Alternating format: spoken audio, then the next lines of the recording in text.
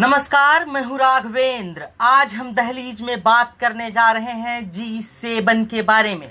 आखिर क्या है G7 और क्या करते हैं G7 में शामिल होने वाले देश और कौन कौन से देश इसमें शामिल हैं। साथ ही यह भी बताएंगे कि भारत इसमें शामिल क्यों नहीं है और अब कयास लगाए जा रहे हैं कि इसमें भारत भी शामिल होने जा रहा है। साथ ही और कौन से ऐसे देश हैं जो इसमें शामिल होने जा रहे हैं, इसकी पूरी कहानी तफसील से बताएंगे। बस आप मेरा साथ दीजिए, हमारे साथ बने रहिए। तो आइए अब शुरू करते हैं कि G7 क्या है। दरअसल G7 दुनिया के 7 विकसित देशों का एक संगठन है, जिनमें Canada, France, Germany, Italy, Japan, Britain और अमेरिका शामिल है। इसे ग्रुप ऑफ 7 भी कहा जाता है। यह समूह अपने आप को मूल्यों की रक्षा करने वाला बताता है। इन मूल्यों में स्वतंत्रता और मानवाधिकारों की रक्षा, लोकतंत्र और नियम कानूनों का पालन, समृद्धि और निरंतर विकास की गति बनाए रखना इसके प्रमुख सिद्धांतों में शामिल है। इसके साथ ही यह ऊर्जा नीति, जलवायु परिवर्तन, HIV एड्स और वैश्विक सुरक्षा जैसे महत्वपूर्ण विषयों पर भी सुरक्षा के लिए काम करता है। अब बात करते हैं कि इसकी शुरुआत कैसे हुई। दरअसल यह 6 देशों का एक छोटा सा समूह था, जिसकी पहली बैठक 1975 में हुई। इसकी पहली बैठक में वैश्विक आर्थिक संकट के निवारण पर विचार किया गया। इसके 1 साल बाद ही सन 1976 में कनाडा भी इस ग्रुप में शामिल हो गया और इस तरह यह G7 समूह बन गया। G7 7 देशों का एक समूह है। G7 देशों के मंत्री और अधिकारी आपसी फायदे के मामलों पर चर्चा करने के लिए हर साल एक दूसरे से मिलते हैं। इस संगठन का प्रत्येक देश बारी बारी से इसकी अध्यक्षता करता है और 2 दिवसीय वार्षिक शिखर सम्मेलन का आयोजन भी किया जाता है। इसका यह रूटीन चलता रहता है और इस सम्मेलन के अंत में एक सूचना जारी की जाती है, जिसमें सहमति वाले प्रस्तावों का जिक्र होता है।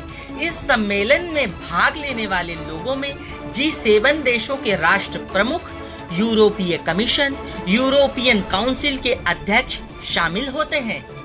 इसके अलावा शिखर सम्मेलन में अन्य देशों और अंतर्राष्ट्रीय संगठनों को भी भाग लेने के लिए बुलाया जाता है। इस साल G7 सम्मेलन में प्रधानमंत्री नरेंद्र मोदी को भी आमंत्रित किया गया था। इस बार के शिखर सम्मेलन में चर्चा का मुख्य विषय असमानता के खिलाफ लड़ाई रखा गया था। हर साल शिखर सम्मेलन के खिलाफ बड़े पैमाने पर विरोध प्रदर्शन भी किए जाते हैं। पर्यावरण कार्यकर्ताओं से लेकर पूंजीवाद के खिलाफ आवाज उठाने वाले संगठन इन प्रदर्शनों में अक्सर शामिल होते देखे गए हैं।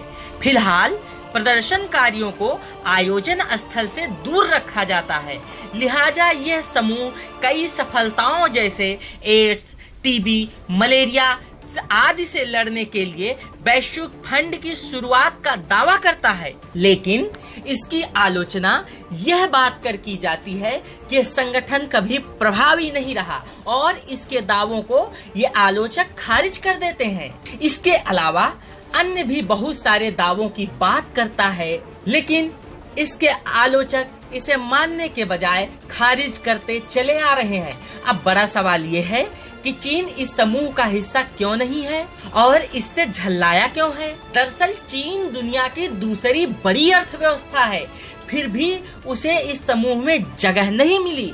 इसकी अहम वजह यह है कि यहाँ दुनिया की सबसे बड़ी आबादी रहती है और प्रति व्यक्ति आय G7 समूह देशों के मुकाबले बहुत कम है। ऐसे में चीन को उन्नत या विकसित अर्थव्यवस्था वाला देश नहीं माना जाता है, जिस वजह से यह देश इस समूह में शामिल नहीं है और इसी वजह से भारत भी G7 में शामिल नहीं है। चीन की G7 से खुन्नस खाने की एक अहम वजह यह है कि अब चीन को टक्कर देने के लिए G7 के नेताओं ने कमजोर आय वाले देशों का समर्थन करने की योजना भी तैयार कर ली है। इसके अंतर्गत G7 देश इन्हें बेहतर बुनियादी ढांचा खड़ा करने में हर संभव मदद करेंगे।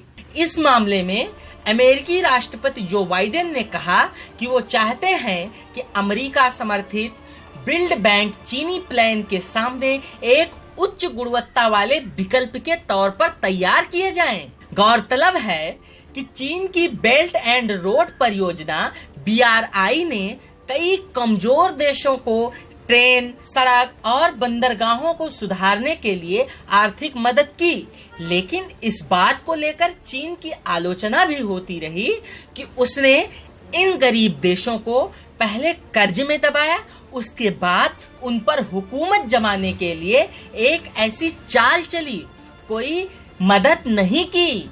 तो वहीं इस पूरे मामले पर BBC के नॉर्थ अमेरिका एडिटर जॉन सोपेल के मुताबिक शनिवार को अमेरिकी प्रतिनिधियों ने G7 की बैठक में विश्व भर में चीन के बढ़ते प्रभुत्व की सबसे ज्यादा दलीलें दी कि चीन जिस तरीके से विकासशील देशों में करोड़ों डॉलर खर्च कर रहा है, पश्चिमी देशों को उसके बारे में कुछ सोचना चाहिए और उसका काउंटर भी तैयार करना चाहिए।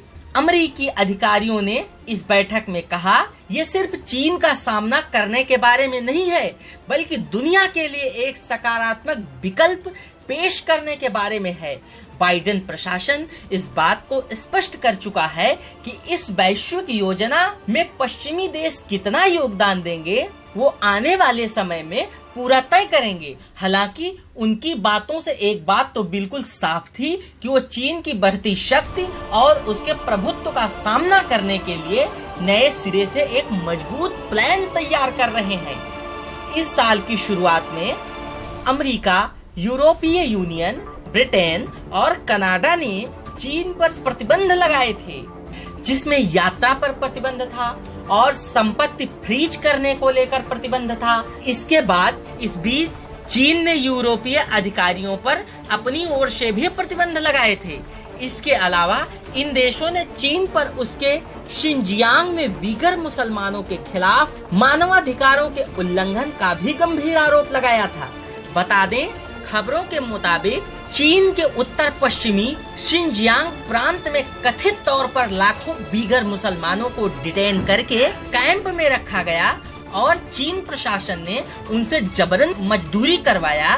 इसके अलावा बीगर मुस्लिम महिलाओं की नसबंदी करके चीन प्रशासन ने उन्हें प्रताड़ित किया, जिसके आरोप भी लगे। आगे यह भी आरोप है कि बीगर मुसलमानों के बच्चों को उनके परिवारों से अलग कर दिया जा रहा है। तो कुल मिलाकर यह एक बात एकदम साफ हो गई कि G7 देश मिलकर उसकी विस्तारवादी नीतियों पर शिकंजा कसते जा रहे हैं। इस वजह से चीन को G7 में शामिल देश फूटी आंख भी नहीं सुहा रहे हैं। आपको बता दें कि इस संगठन में साल 1998 में रूस भी शामिल हो गया था, तब यह G7 से G8 बन गया था। लेकिन साल 2014 में यूक्रेन से क्रीमिया हड़प लेने के बाद रूस को इस समूह से निलंबित कर दिया गया। G7 समूह देशों में एकता के साथ साथ कई असहमतियां भी हैं और जो समय समय पर देखने को भी मिली हैं, जिसकी एक बानगी बीते साल कनाडा में हुए शिखर सम्मेलन के दौरान अमेरिकी राष्ट्रपति डोनाल्ड ट्रंप का अन्य देशों के साथ मतभेद होने पर नजर आई थी, जिसमें ट्रंप के आरोप थे कि दूसरे देश अमेरिका पर भारी आयात का शुल्क लगा रहे हैं। इसके अलावा पर्यावरण के मुद्दे पर भी उनका अन्य देशों के साथ मतभेद था। भारत और ब्राजील जैसी तेजी से बढ़ रही अर्थव्यवस्थाओं से इस समूह को चुनौती मिल रही है। फिलहाल अब G7 के सदस्य देशों में भारत, रूस और ब्राजील को भी शामिल कर G10 बनाने की तैयारी चल रही है। आपको बता दें, भारत और ब्राजील G20 देशों के समूह का प्रतिनिधित्व करते हैं, लेकिन G7 का ये हिस्सा नहीं है।